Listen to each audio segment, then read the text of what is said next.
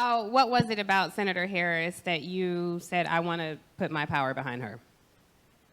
You know, Tiffany, I have all of my career either supported or promoted women, and in particular black women. It is what I do. I think it is past time that the people who are the real backbone, not just of this party, but of this nation, are recognized for who we are. And so all things being equal, I'm going with the sister. Right. She's a great candidate. She's smart. She knows government. She is tough. She can stand toe-to-toe with Donald Trump. But most importantly, she is passionate about serving people. The only job she has ever had was to represent people in this country. She's never gone out and tried to make a lot of money in the private sector. She works for the people. Somebody needs to speak for mothers who lose their children in the streets. Somebody needs to speak to young women who are abused. Somebody needs to speak to crime in our communities. Why should it not be a black woman? Senator Kamala Harris.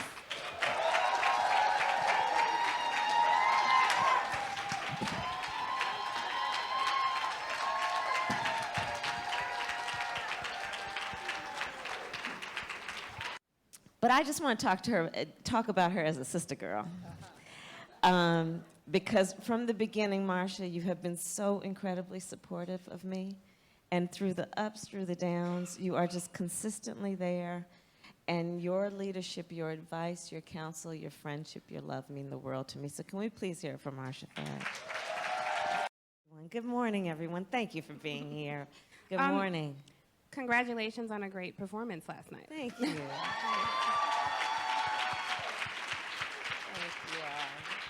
Thank you. Tiffany, and to everybody on the stage and everybody here. There's so many leaders in the room and certainly on this stage, and I'm honored to be with you and under one roof together, because I know that so many of us are often the only one like us in a room. And so I hope that everyone can use this moment to also look around the room and remember that when we are in those rooms, seemingly the only one, that we're all together in that room. And let's always remember that and hold that close. So you mentioned, I did an interview after the debate, and I talked about the fact that those of us who have been involved in civil rights for a long time, we know that it is important that we not compare struggles. It is not productive, it is not smart, and it is strategically, it works against what we need to do, which is build coalition. There's so much of my work that has been grounded in, as the slogan of my campaign, for the people, which is, in its essence, a statement about the fact that we agree that a harm against any one of us is a harm against all of us, and therefore that no one should be made to fight alone.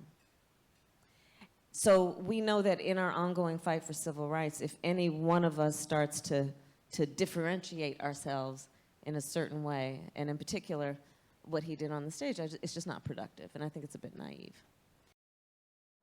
I tend to be a realist, right, which is that, okay, so this is what we got. What we have is a situation where in 2013, the United States Supreme Court gutted the Voting Rights Act. And immediately thereafter, at least 24 states started passing through their state legislatures laws that were specifically designed to suppress the black vote. And in some areas, the Latino vote, in some areas, the Native American vote, in some areas, students from voting. And to the point that we'll all remember in North Carolina, the Court of Appeals said that that state had written a law that with surgical precision, were the words that were used in the Court of Appeal review, was designed to suppress the black vote. So the challenge that we have in activating folks to vote is a very real one, because there are historical and current institutional barriers that have been designed to suppress black folks from voting. What are you doing to connect with those black voters who are still on the fence and say, I want to like her, I don't know her? Yeah. So the challenge that we have is to introduce ourselves. And that is the challenge. And so one of my biggest challenges is getting up on TV in Iowa, because it's expensive. And unlike, you know, some candidates, there's a candidate who came into the presidential race with $10 million that she transferred in. That's called startup capital. I didn't have that kind of startup capital. Another one came in with a file of, you know, over 1 million people active. I didn't have that. Another one came in with very high name ID because had just been vice president for 2 terms. So part of the challenge, because I'm just all about real talk, is that. The other part of it is this, and this is what I call the elephant in the room, but frankly it's the donkey in the room. And it's this conversation about electability. And I've begun to talk about it at my town halls wherever I am, and here's how it goes. The conversation about electability is, I just don't know if America is ready for a black woman to be president of the United States. I'm ready, but I don't know. No. This is what they say. This is what they'll say. I'm ready, but I don't know if my neighbor's ready. But I'm aware of the challenge before us. And I'm aware that, you know, folks are like, well, you know, I don't want to be disappointed, but so here's our challenge. And look, I'm up for the challenge. I have faced this challenge before. I like a good challenge. But do you think electability is your only issue in the black community specifically, among black voters? It is, no, it's not. One of the issues is that I got to introduce myself. Another is electability. I mean, you know, black voters are not monolithic. They're like any other voter. Right. So there are a variety of issues that black voters consider and think about. Right. Yeah, and I think that's a good point to make. When you hear in the media, you have, you know, white non-college educated men, suburban white women. Well, black voters disaggregate in the same way. So even appealing to those voters who disaggregate in that same way, the issue isn't necessarily electability with everybody. No, for sure. Right. Oh, absolutely. So some of the other issues that have been raised by your candidacy specifically, one, your prosecutorial record. Yeah. For those people, and there's still a lot of misinformation around that. Yeah. For those people, I think black men are a voting bloc that we don't talk enough about, or two, quite frankly. Yep. So for those people who are saying, I don't know. What I know about her is she locked up black people. Not true, but that's what people might say. Or her policy, she was never really here for us. For those people, how do you penetrate that layer of disinformation or introduce yourself to those people who might not really know what an AK is? They didn't go to an HBCU. These are pockets of working class black people all across the country. What do you say to those folks? Well, the first thing is I see you. I know you. I come from you. I mean, so, you know, there's to your point, misinformation. There are people that are threatened by the potential strength of my candidacy that are trying to turn what is a strength into a weakness. And I'm well aware of that too.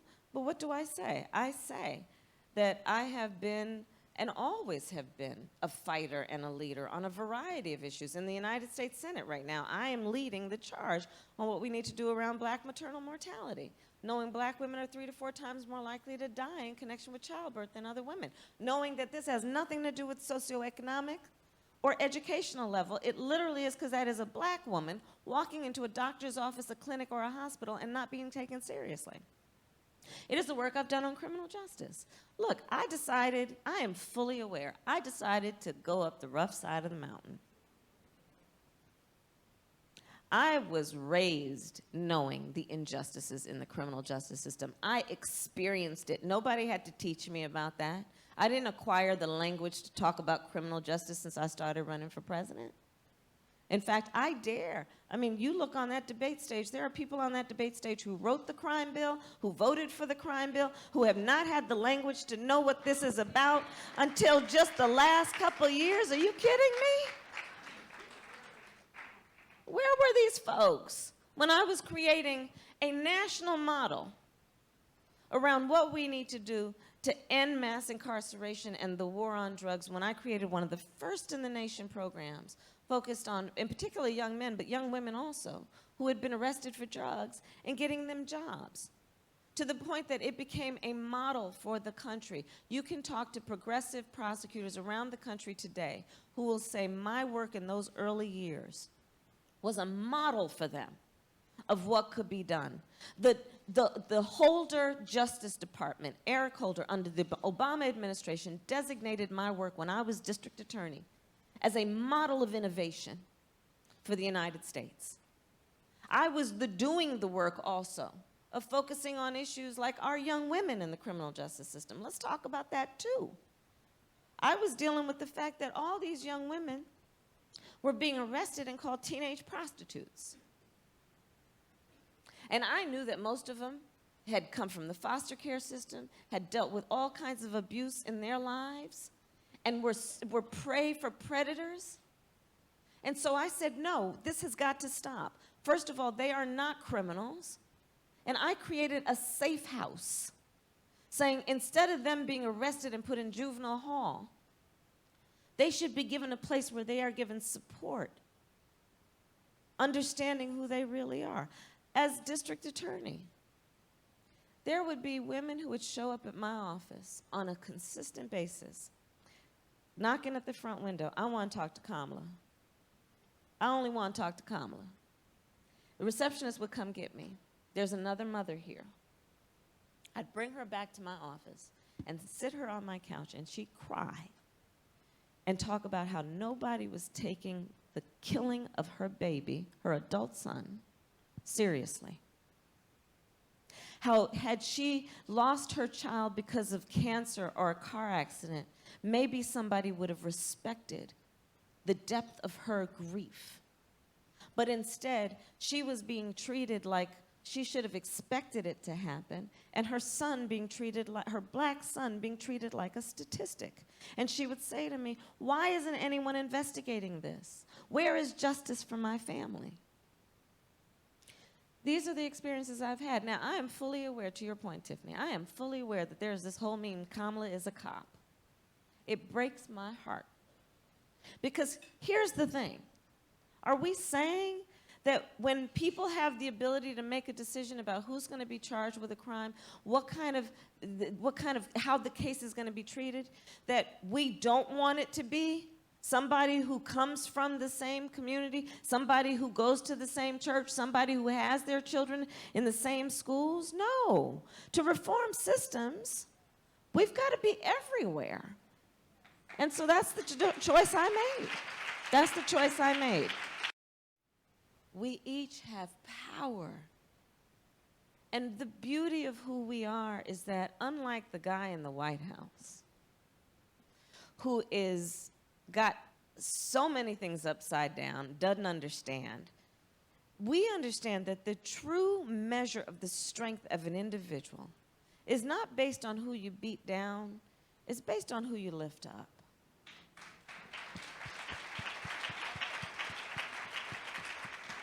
It's an extraordinary strength. And we do that every day. And so we just have to remind each other and everyone else, see what we can do. We can lift people up, and that's a sign of our strength. And so don't anybody ever let anybody tell you you are small, you are insignificant, you are without power. We know our power. My mother had many sayings, and one of them is she would say, Kamala, don't you ever let anybody tell you who you are. You tell them who you are, right? And so these are the issues that are on the table. I'm running for president to say I will always stand up to protect a woman's right to make a decision about her own body. We want to talk about what empowers women. What I don't know if y'all saw the Brett Kavanaugh hearings when I asked him, well, can you tell me about, is there any law that tells a man what he can do with his body? And the answer was, no. Well, I'm running for president to say, guess what? What we're going to do is that any state that passes a law that interferes with a woman's constitutional right, according to Roe v. Wade, we're going to have a pre-clearance requirement, which means that that law has to be reviewed by my Department of Justice for constitutional compliance with Roe v. Wade, and if it does not comply, it does not go into effect.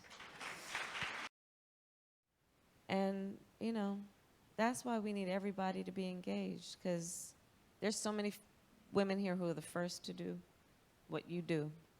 And we all know, you know, it's the advice my mother gave me. She said, Kamala, you may be the first to do many things.